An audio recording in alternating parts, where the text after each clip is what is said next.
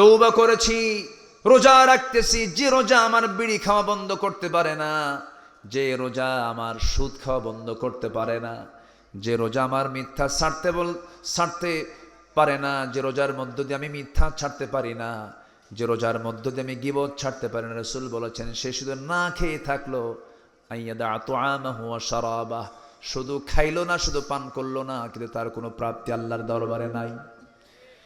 এই জন্য সামনের যে 14 দিন পরে আসতেছি আমরা, ওই সময়টাকে আমরা গোল্ডেন টাইম মনে করব, মৌসুম মনে করব।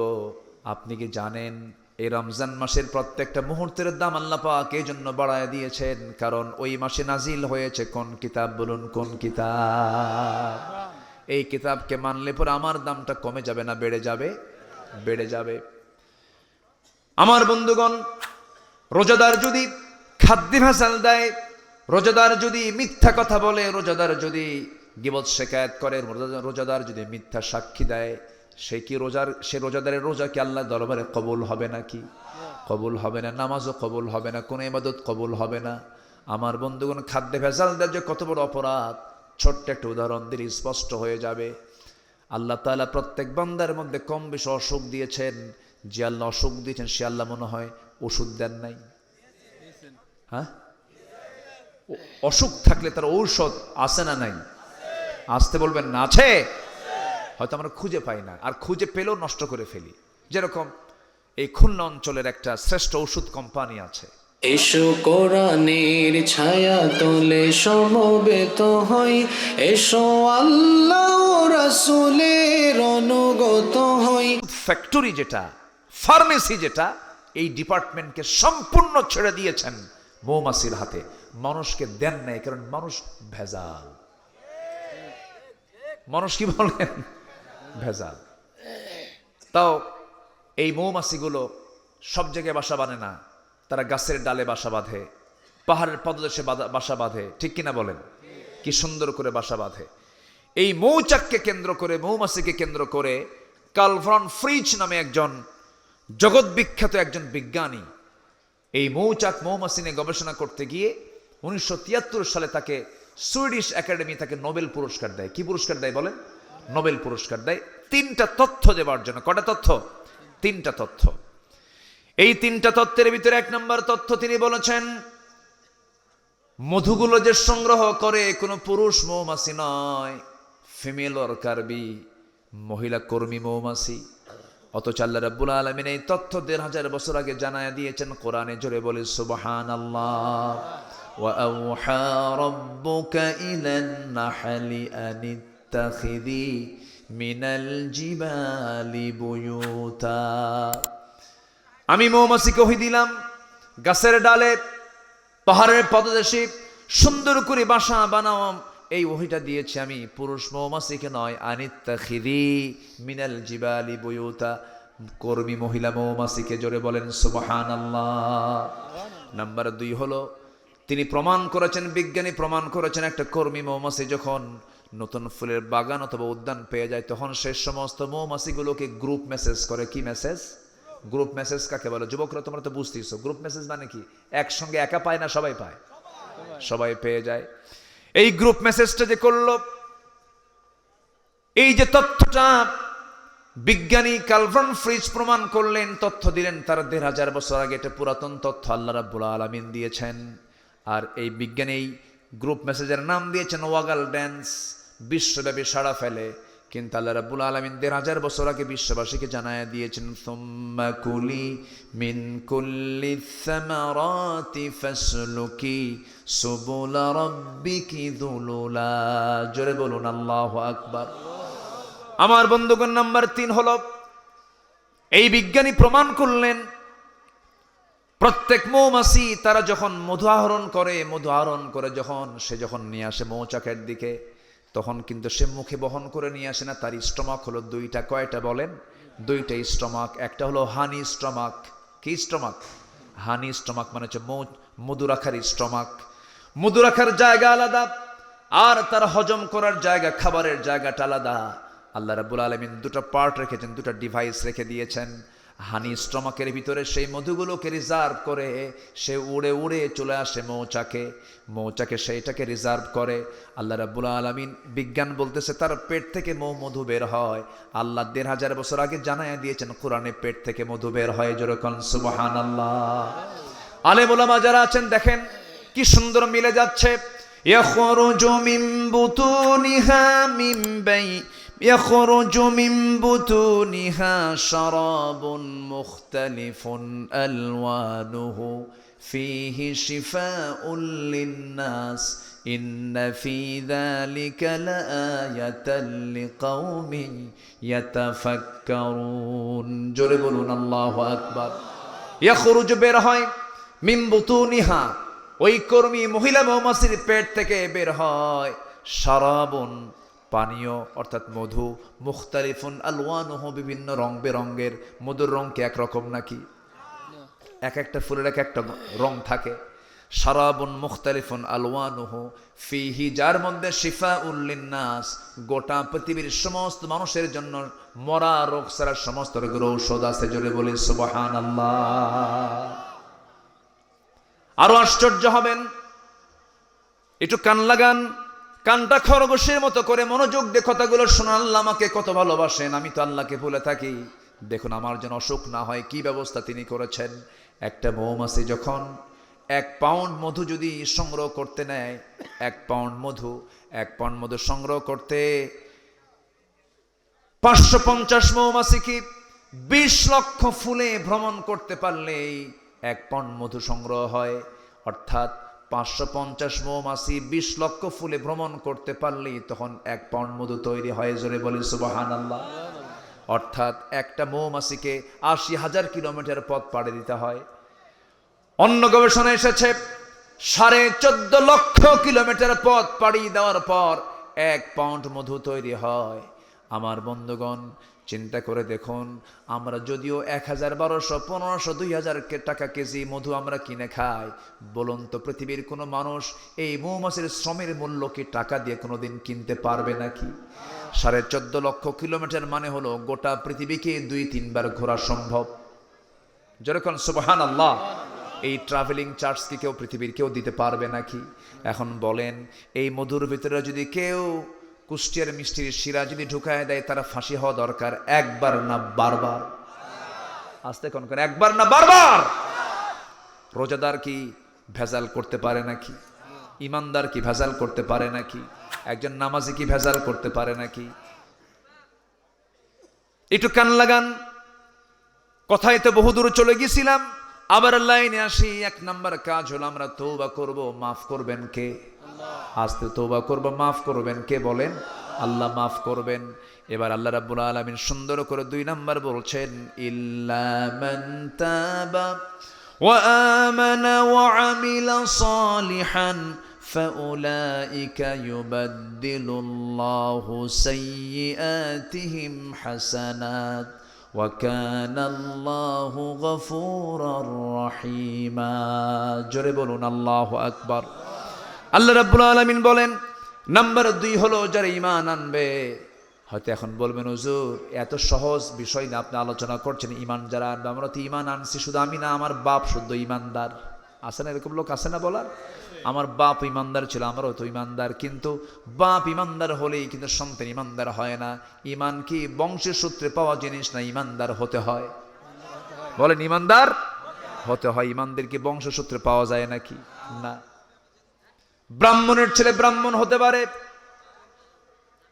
খ্রিস্টানের ছেলে খ্রিস্টান হতে পারে, বৌদ্ধর ছেলে বৌদ্ধ হতে পারে, পাদ্রীর ছেলে পাদ্রী হতে পারে, কিন্তু মুসলমানের সন্তান মুসলমান হতে পারে না, ইমামের সন্তান ইমাম হতে পারে না যদি তার ইমামতির যোগ্যতা না থাকে। এখানে ইমানটা থাকতে হবে, তার মধ্যে ইসলামটা থাকতে হবে। আমার দেশে বহু নামাজি আছে কিন্তু তারা কাফের আছে, কিন্তু নামাজি কিন্তু কি কাফের, নামাজি মুনাফিক, নামাজি মুশরিক। কেমন করে একজন মুসলমান বলতে পারে কোরআনের সাথে রাজনীতির কোনো সম্পর্ক নাই? আমরা বলবো সেই দলগুলোর সাথেও আল্লাহর কোনো সম্পর্ক নাই। জোরে কোন ঠিক কিনা? কথা ক্লিয়ার? কথা ক্লিয়ার? হ্যাঁ হ্যাঁ, বাড়ি যাবেন না আপনারা? থাকবেন তো থাকেন, আমি যাই। জিকির করি লা ইলাহা,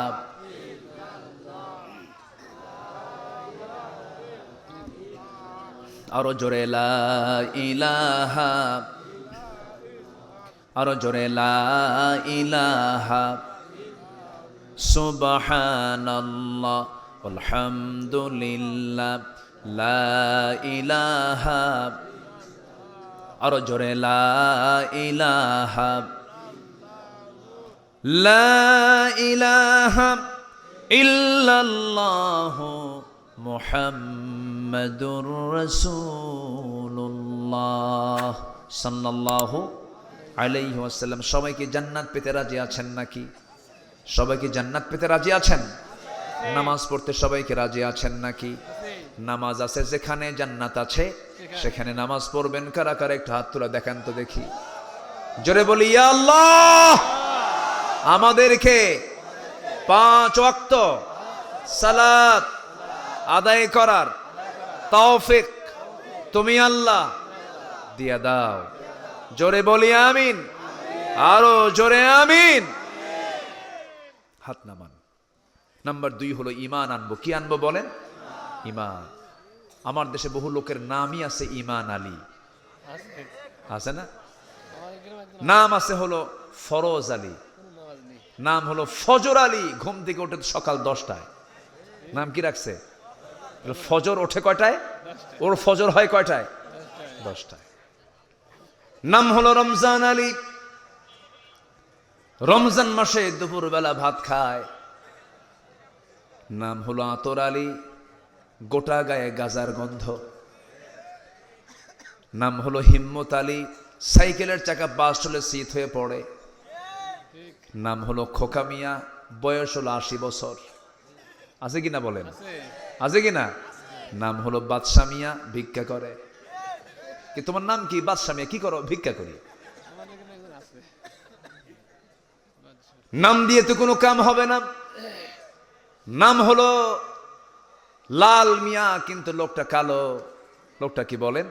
কালো। এই জন্য নাম দিয়ে তো জান্নাত পাওয়া যাবে না, গুণ দিয়ে জান্নাত পেতে হবে। সেই গুণটা হলো তওবা করা।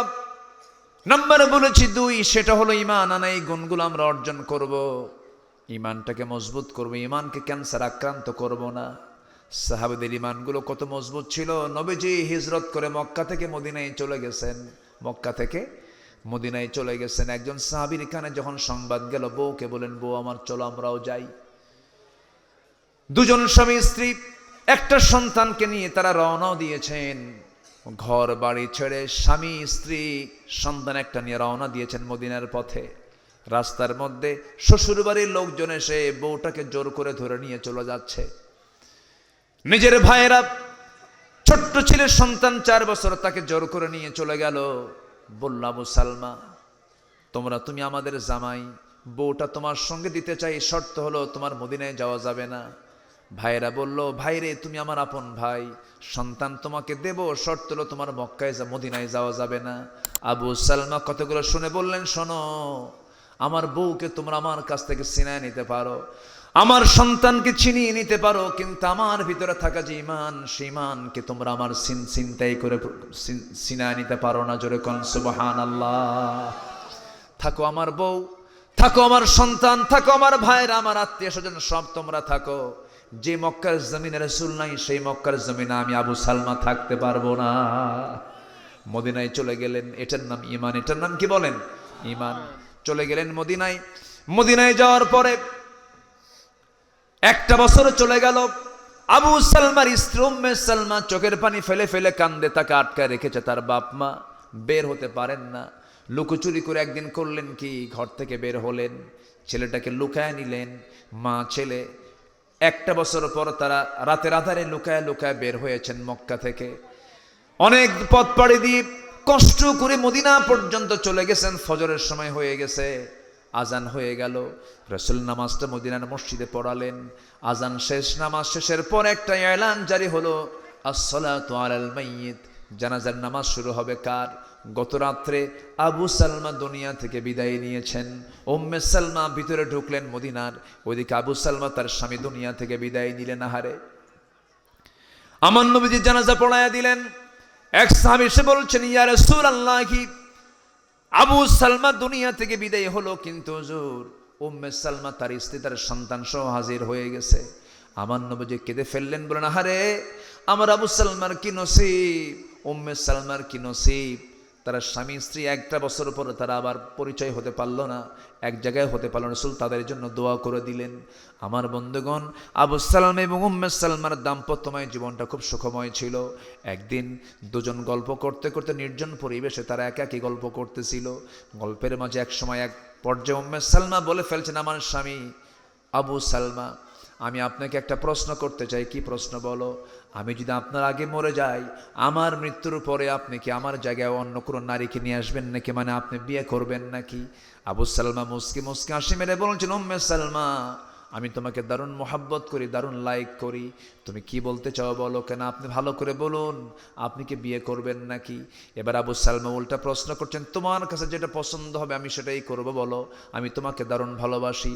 এবার উম্মে সালমা বলছেন, আমি যদি আপনার আগে মরে যাই, আপনি যদি বউহারা হয়ে যান, আমার শর্ত হলো আমার জায়গায় কোনো নারীকে আপনি নিতে পারবেন না, আপনি বিয়ে করতে পারবেন না। মেয়েদের এই স্বভাবটা এখনো আছে না নাই?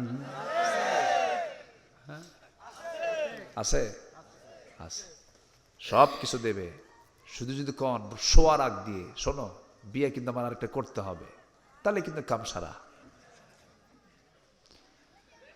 ওই কথা তো দূরে থাক, যদি হুরের গল্পও করেন তবু জীবনে আমার স্বামীর চাইতে উত্তম স্বামী এই দুনিয়াতে আর আমার জুটবে না।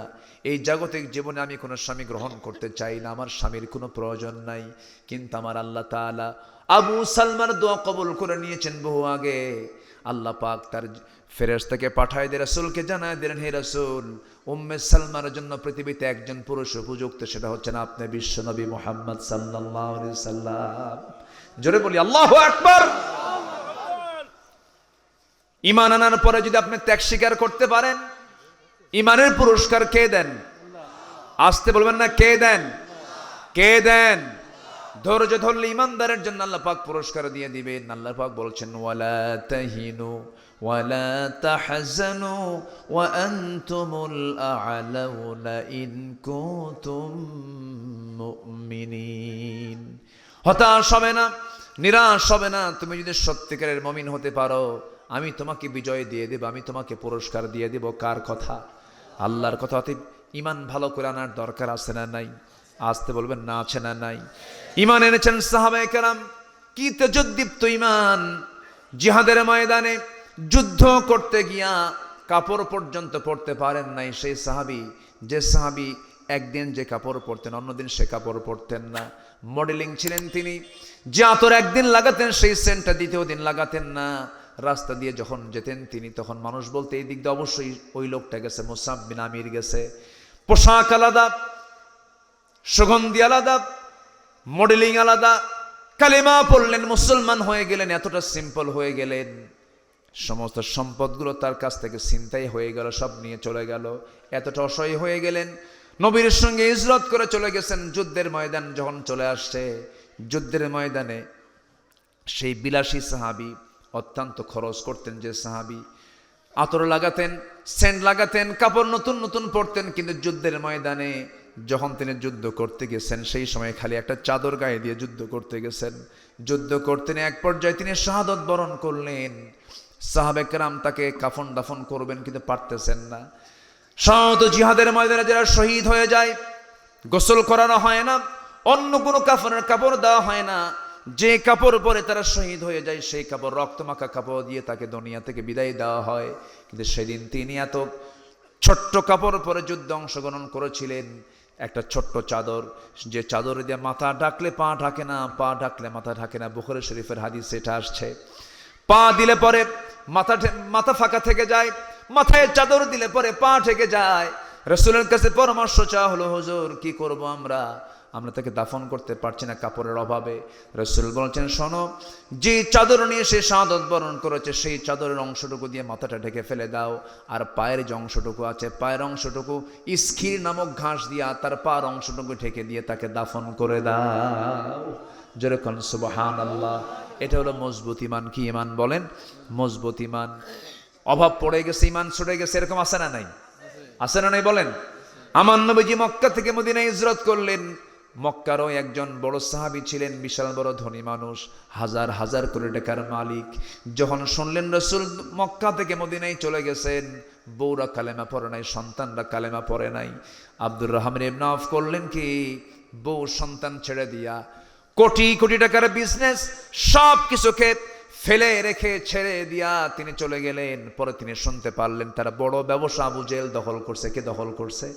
এখন কিছু দখলবাজ নেতা আছে না নাই? এই কাম কার? কিছুক্ষণ আগে কার নাম কইছে? শয়তান কোন কেন? কার নাম বলেন? কে ব্যবসা দখল করে? কে বলেন? কে কে করছে? কে করছে? বাড়ি দখল করে কে বলেন? করেন কারা? কারা দখল করে? কারা দখল করে? আবু জেহেলরা। যারা বাড়ি দখল করবে, অন্যের ভূমি দখল করবে, পুকুর দখল করবে, জায়গা দখল করবে, এরা সবগুলো আবু জেহেল। ঠিক কিনা? অপকর্মের দায় আমরা নেব না। কি আসতে কোন কেন? জোরে কোন, ঠিক কিনা?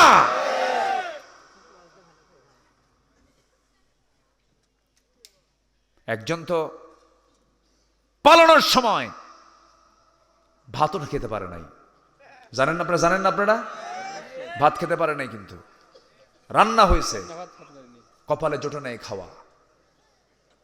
ব্যাগটা গোছাবে, শাড়িগুলো গোছাবে, তাও হয় নাই। বিমানে চড়বে, এয়ারপোর্টে যাবে, তাও হয় নাই। ভাঙ্গা হেলিকপ্টারে কিন্তু দিল্লি পৌঁছছে। ঠিক কিনা? অপরাধী অপরাধ যদি করতে করতে যদি অপরাধের পরিমাণ বেশি হয়ে যায়, এমনও হতে পারে উনি তো ভাঙ্গা একটা হেলিকপ্টার পাইছে। দুর্নীতি যদি সেই একই কায়দায় শুরু হয়, ভাঙ্গা হেলিকপ্টারও জুটবে না। কে ঠিক আছে তো? ঈমান ভালো করে আনবো আমরা। ওয়া আমিলা সালিহান, ভালো আমল করব। মানুষের জমি দখল করব, এটা ভালো আমল নাকি? মানুষগুলো কিছু কয় না, বুঝলাম না। বাড়ি যায়ও না, কিছু না। একটু যাওয়ার চান্স নিলে আমি তো শেষ করতে পারি।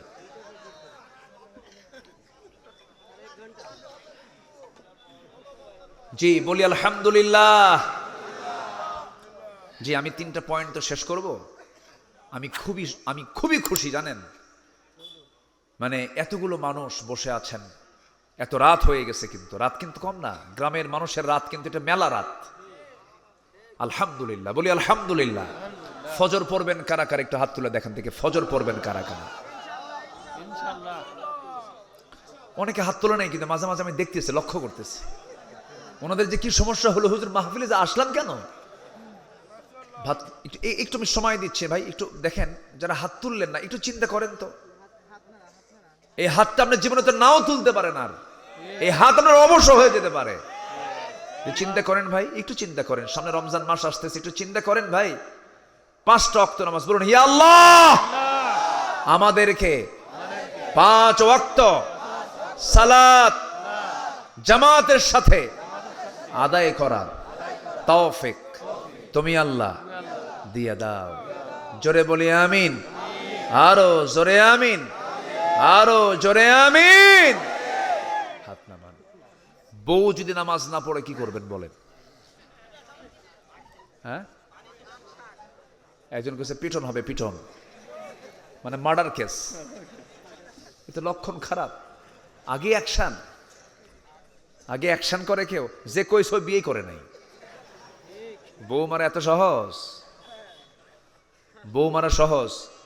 যে স্বামী সে বউকে ভয় করবেই। দেখেন ঠিক একজন কইছে, উপায় নাই। যে স্বামী, যদি সে স্বামী হয়, সে বউকে ভয় পায়। যে বউয়ের মতো বউ, সেও স্বামীকে ভয় পায়। ঠিক কিনা? স্বামীও ভয় পায়, বউ ভয় পায়। কি কথা ক্লিয়ার? কোনদিন স্বামী স্ত্রীর মধ্যে দ্বন্দ্ব লাগবে না। আমি একটা আজকে মেডিসিন দিয়ে যাই, কোনদিন লাগবে না। শুধু একটা আমল আপনারা আমার এই কথাটার আমল করবেন, একটা আমল, সেটা হলো স্বামী স্ত্রীর ভিতরে শুধু একটা কথা যদি বেশি ঘন ঘন চালু হয়, সেটা হলো দুঃখিত, সরি। কি কথা কি বোঝা গেল? মানে আমি সরি, ভুল হয়ে গেছে, শেষ, কিচ্ছু লাগবে না আর, এখানেই শেষ। কোনো দরবার, কোনো সালিশ, কাউকে ফোন দেওয়া, চেয়ারম্যান ডাকো, মেম্বার ডাকো, বাপ ডাকো, শ্বশুর ডাকো, কিচ্ছু লাগবে না। খালি বলতে হবে কি? সরি। কি বলতে হবে? সরি, দুঃখিত। কিন্তু কিছু কিছু মহিলা আছে, আমি মাপ চাবো, কিয়ামত হয়ে যাবে মাপ চাবো না। এ আছে না নাই বলেন তো? এরকম আছে। এগুলো করা যাবে না, সব ঠান্ডা হয়ে যাবে। কে বলেছে হবে না? আমার নবীর বউদের মধ্যে কোনো গন্ডগোল ছিল? তাহলে আমার নবীর বউদের মধ্যে গন্ডগোল, আমার স্ত্রীর মধ্যে গন্ডগোল হবে কেন? আমরা তো সেই নবীর উম্মত, আমরা আল্লাহু আকবার বলি। নবীর পারিবারিক ফিতনা নাই, আমাদের পারিবারিক ফিতনা হবে না, এটাই তো বাস্তবতা। আমরা তো শেষ নবীর উম্মত, আমরা তো নূহের উম্মত না। আমি কি নূহ নবীর উম্মত? তার বউ কথা শোনে নাই। লূত আলাইহিস সালাম তার বউ কথা শোনে নাই। আমরা তো সেই নবীর উম্মত না, আমরা শেষ নবীর উম্মত। আমার নবীর স্ত্রীর হিস্টোরি যা ছিল আমাদের এটার সঙ্গে মিলে যাবে, জোরে বলি ইনশাআল্লাহ। আমার নবীর 4 স্ত্রী, কি মোহাব্বত ছিল দেখেন। 4 স্ত্রী জানতেন না যে রাসূল কাকে বেশি ভালোবাসেন, সবাই জানতো যে আমাকে বেশি ভালোবাসেন। 4 জন গল্প করতেছে, তুমি জানো তোমার চাইতে না রাসূল আমাকে বেশি ভালোবাসে। মেয়েদের মধ্যে তো এগুলো আছে, আছে কিনা? আছে। শোনেন, বউকে ভয় পান না, অসম্ভব ব্যাপার, ভয় ছাড়া উপায় নাই তো। দিনের বেলা ধরেন আপনি বউয়ের সাথে ইজি বাইকে চড়ে আপনি যাচ্ছেন চুয়াডাঙ্গা, তো ওই গাড়িতেই কিছু কিছু মহিলা আছে বোরকা টোরকা তো পড়ে না, অর্ধলগ্ন হয়ে হঠাৎ করে চুলটুল ছেড়েদের সামনে বসে গেছে। আপনি ফোনে কথা বলতে বলতে হয়তো অন্য খেয়ালেই আপনি মহিলার দিকে তাকায় ছিলেন 29 সেকেন্ড, পাশে বউ আছে। যদি এই দৃশ্য দেখে তাহলে কি হতে পারে বলেন তো? ওই সময় কিছু কবে না তো, বাইরে কিছু বলবে? ওটা পুষে থাকবে, পুষবে খালি। সন্ধ্যার পর বাড়ি ফিরেছেন, বাড়ি ফেরার পরে যখন বলবেন ঝর্ণা সুইটি 1 গ্লাস পানি দাও তো, ওই দিক থেকে জবাব আসবে তোমার সুইটি। কি ঠিক কিনা বলেন? তুমি চায়া থাকো আরেক দিকে, তুমি চায়া থাকো আরেক দিকে। আপনার হার্ট যদি দুর্বল হয়,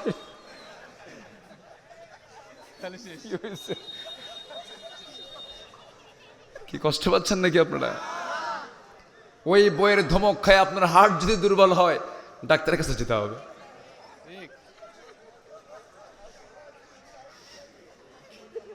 আমি মনে হয় কষ্ট দিচ্ছি আপনাদের। পারিবারিক জীবনে এগুলো হিস্টোরি আছে না নাই? আচ্ছা, মিলেমিশে থাকতে। বউ যদি নামাজ না পড়ে মারবেন কেন? সুন্দর করে বুঝাবেন, অবশ্যই শুনবে কথা, জোরে বলি ইনশাআল্লাহ।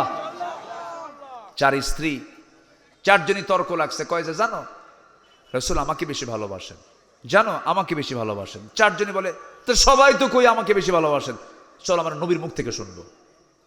সব 4 জনই গেছে নবীর কাছে শুনতে, হুজুর আপনি বলেন তো, আমরা 4 জনের মধ্যে গন্ডগোল লাগছে, আপনি কাকে বেশি ভালোবাসেন বলেন তো? উত্তর দেওয়া যাবে?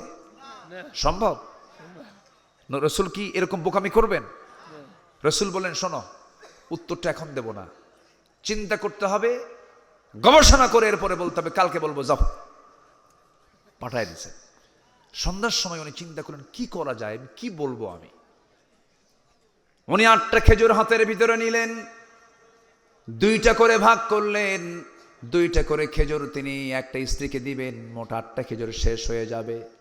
আম্মা জান আয়েশার ঘরে ঢুকে দরজায় নক করে ভিতরে ঢুকে জড়িয়ে ধরে বলছেন, আয়েশা হোমায়রা লাল টুকটুকে মহিলা, আমি তোমাকে দারুণ মোহাব্বত করি, আই লাভ ইউ। এই জায়েজ নাই? আজ থেকে জায়েজ আছে না নাই? অন্যের বউ না নিজের বউ, এটা যেন মনে থাকে। আবার আমার নবী জাহিব্বুক বললেন, বুকের সন্ধি মুখের মধ্যে জড়িয়ে নিলেন, জড়িয়ে নিয়ে বলছেন, স্ত্রী আয়েশা, আমি তোমাকে দারুণ ভালোবাসি, আমি তোমাকে 2টা খেজুর দিয়ে গেলাম লুকায়া লুকায়া। এই যে তোমাকে 2টা খেজুর দিয়ে গেলাম, এই তথ্য যেন কোনো অন্য স্ত্রীর কাছে যেন ট্রান্সফার না হয়, থাকো। ঠিক একই আচরণ দ্বিতীয় ঘরে গিয়ে করলেন, 2টা খেজুর দিলেন। 4 স্ত্রীর ঘরে গিয়ে 2টা করে খেজুর, 8টা খেজুর ফুরাইয়া দিয়া সবাইকে একই সান্ত্বনা দিয়ে চলে আসলেন। পরের দিন 4 জনই বুক ভরা আশা নিয়ে একসঙ্গে নবীর সামনে হাজির হয়ে বলছে, হুজুর, আজকে জানাতে চেয়েছেন আপনি কাকে সবচাইতে বেশি ভালোবাসেন। রাসূল বলেন, গত রাত্রিতে আমি যাকে লুকায় লুকায় 2টা খেজুর দিয়ে আসছি, আমি তাকেই বেশি ভালোবাসি। যা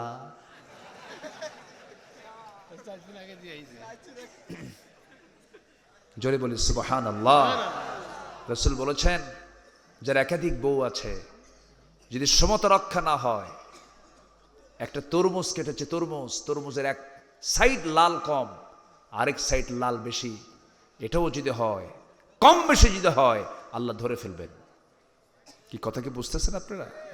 রাসূল বলেছেন, যদি কোনো স্বামী তার স্ত্রীদেরকে দিতে নিয়ে কম বেশি করে, আল্লাহ পাক কিয়ামতের দিন ওই স্বামীকে গোশত মাংস ছাড়া হাড় হাড্ডি করে কিয়ামতের দিন তুলবেন। বিয়ে করেন আরেকটা। মাঝে মাঝে কিছু যুবক আছে বউকে হুমকির মধ্যে রাখে, তুই জানিস আমি কিন্তু বিয়ে আরেকটা করব, এরকম কয় না? আজ থেকে এরকম কিছু পুরুষ আছে না নাই? কেন তুমি বিয়ে করবা? বিয়ে করা সুন্নাত। দেখছেন, মুফতি সাহেব ফতুয়া দিল, বিয়ে করা সুন্নাত তো ভালো কথা, কিন্তু হক আদায় করা কি সুন্নাত না ফরজ? এই হক আদায় করতে পারবেন? এত সস্তা? সস্তা না। রাসূল পেরেছেন।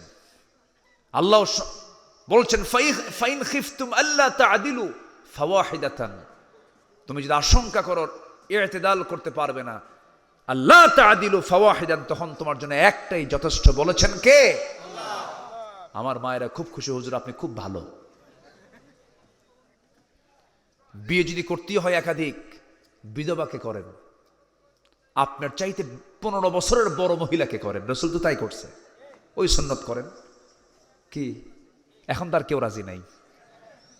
নবী বিয়ে করেছেন, নবীর চাইতে বয়সে কত বছরের বড়? 15 বছরের বড়। এটা সুন্নাত।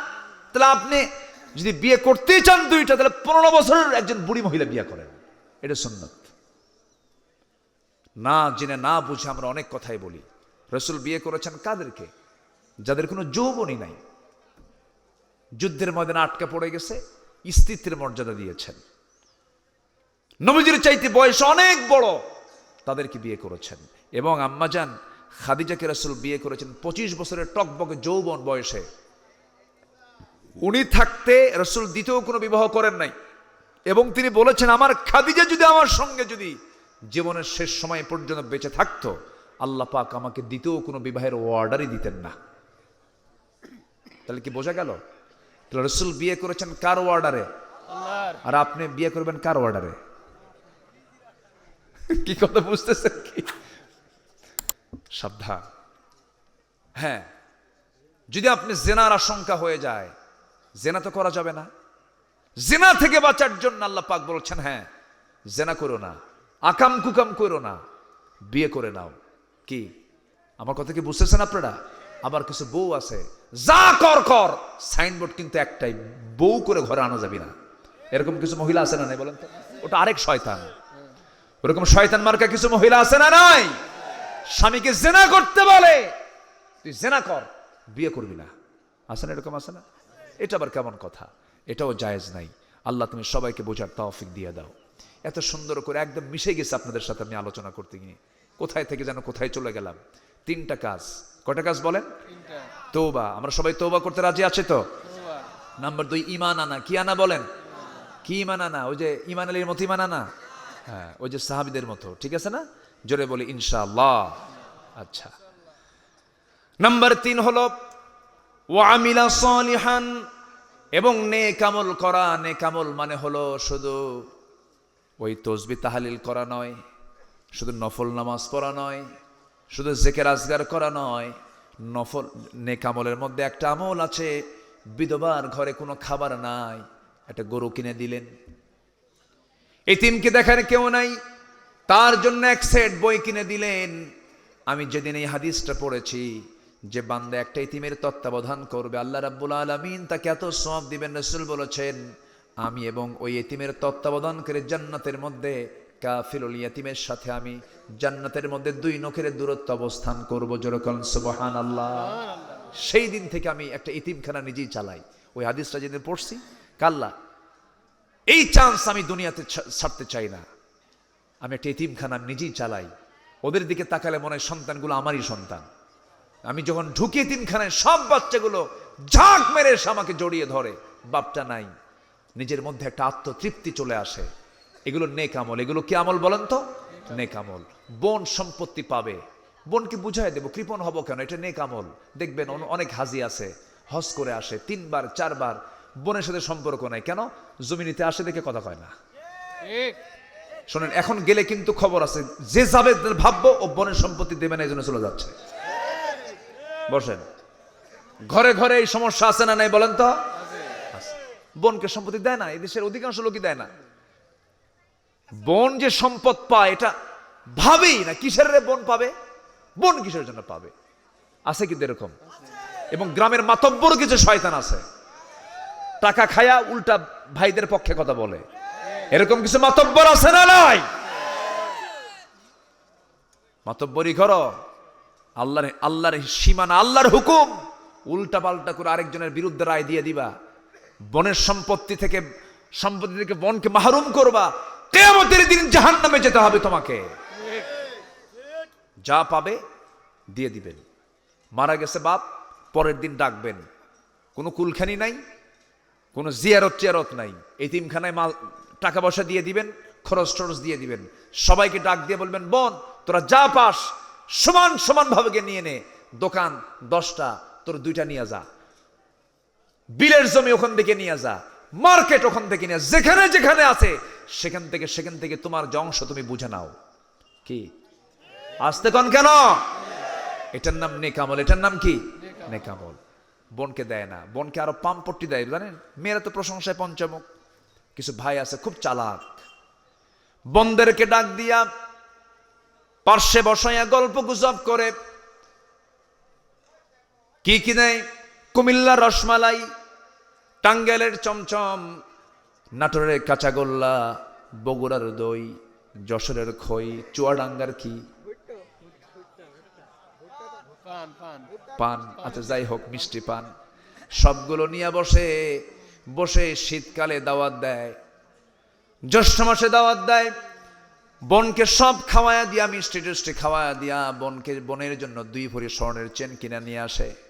2 ভরি স্বর্ণের চেনটা গলার মধ্যে ঢুকায়া দিয়া বলে, বোন তেমন কিছু খেদমত করতে পারলাম না, একটা কথা বলি বোন, তুমি জানি তুমি সম্পত্তি পাবে, তুমি আমার বোন, তোমার সম্পত্তি তোমার, অবশ্যই তোমার, কিন্তু একটা কথা বলি কি বোন, রাগ করো নাকি, অংশ নিলেও কিন্তু ধ্বংস হয়, কত বড় শয়তান।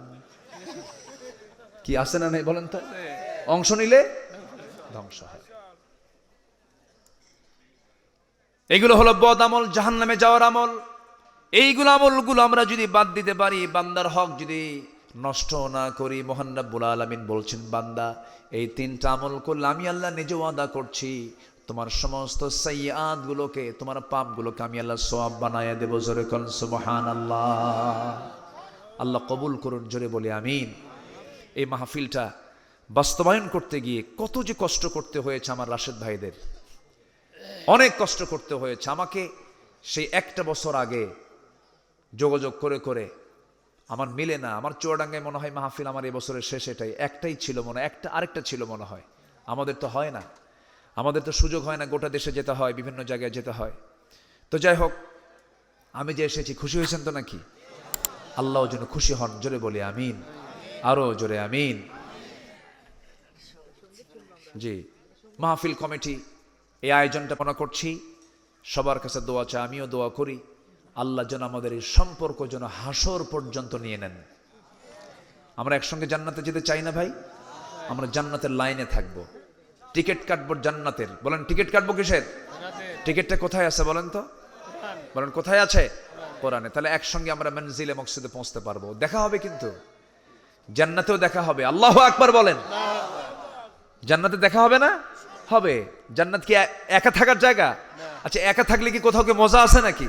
না, বন্ধু বন্ধুর কাছে যাবে, দেখা হবে, সাক্ষাৎ হবে, জান্নাতে বাজার বসবে। জোরে কান সুবহানাল্লাহ। আল্লাহ আমাদের সবাইকে সেই জান্নাতের বাসিন্দা হওয়ার জন্য যে যোগ্যতা, সেই যোগ্যতা যেন আমাদেরকে অর্জন করার তৌফিক দান করেন। সবে নামাজের মতো করে বসি, আমরা আল্লাহর কাছে চাবো, আল্লাহর কাছে প্রার্থনা করব। অনেকেই বসেছিলেন, কিছু লোক চলে গেছেন, আংশিক কিছু লোক যাবেন, অনেক দূর থেকে আসছেন যারা।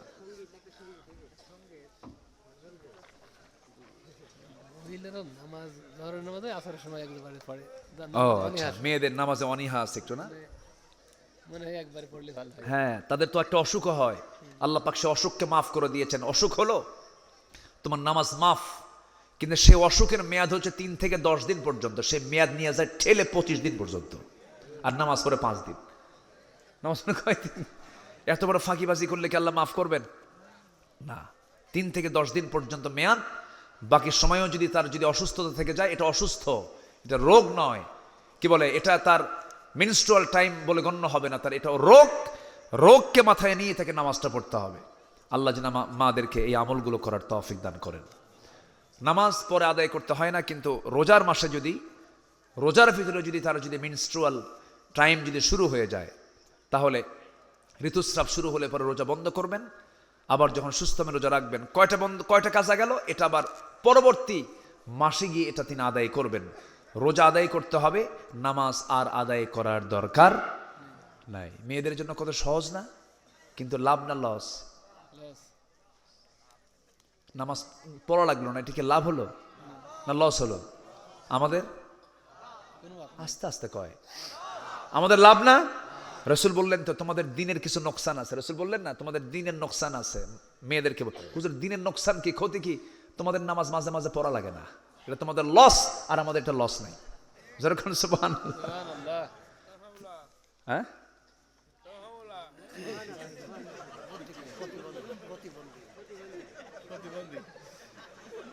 মাশাআল্লাহ, আমার মাহফিলে এরকম কিছু কিছু লোক পাওয়া যায়, মাঝে মাঝেই দেখি। এর মাঝখানে একবার আমি মঞ্চে আলোচনা করছি, অনেক বড় মাহফিল, তো এই গেট টেট দিয়া সবগুলো কেমনে আরো প্রোটেকশন ছিল। আমাদের মাহফিল কিছু কিছু তো এমন ভাবে থাকে যে ঢোকার কোনো কায়দা নাই। তো দেখি যে ওই প্রতিবন্ধী ছেলেটা উঠে আসছে, একদম মঞ্চে উঠে, চেয়ার ছিল ফাঁকা, বসে গেছে। হ্যাঁ, যে সানগ্লাস পরে হলো দিনের বেলা, ও সানগ্লাস পড়ছে রাত্রের বেলা, তুলে ঠ্যাং দুটো উপরে তুলে বসে আছে।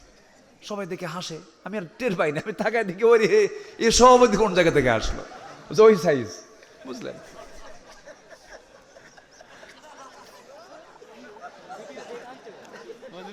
আচ্ছা, না ঠিক আছে আব্বা, থাকো। আল্লাহ তুমি তাকে সুস্থ করে দাও, জোরে বলি আমিন। সেও খুশি, সে শুনেও খুশি। আল্লাহ তুমি তাকে সুস্থ করো। কোন মায়ের জন্য সন্তান? মার কাছে কি কোনো সন্তান, হ্যাঁ, কোন বাবার কাছে কি এই সন্তানগুলো কি দুর্বল মনে হয়? বাবার কাছে সন্তান সন্তানই। আল্লাহ জি 5 ওয়াক্ত নামাজ পড়ে, দেখেন যতটুকুই থাক সে নামাজে কিন্তু পাবন্ধী, তাহলে সে অনেকের চেয়ে ভালো না? অনেকের চেয়ে ভালো। আমরা নামাজ পড়বো, জোরে বলি ইনশাআল্লাহ।